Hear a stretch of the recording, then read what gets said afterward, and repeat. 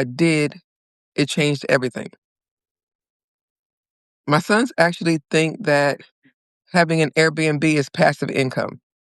They don't want to talk about inflation. They don't want to talk about the price of food and gasoline because they know mom and dad is going to pay for it. It really doesn't affect them in that way. But then I ran the numbers. So, what would happen if inflation continues to go up? What happens if there's a downturn in the market? We're holding 15 mortgages. What happens then? We would have to pay for those if people stop traveling. If there aren't any renters, we lose more than just a renter or a traveler. We lose their inheritance.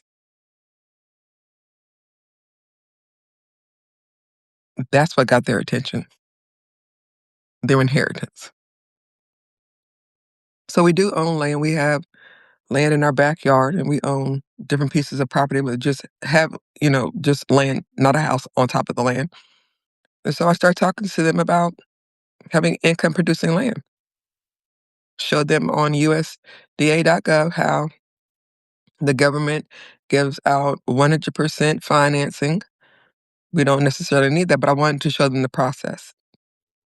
And also how if you can grow an apple tree, an orange tree, a lemon tree, how with the apple tree you can take that and make applesauce, apple pie, apple juice, orange juice, pecan tree, how it could be income producing. Not only can you take it to the farmer's market or local farmer's market, but you could also, through the government subsidiaries, get the cucumbers pickled. So now you can have a business that's actually paying you and you can have income generating land.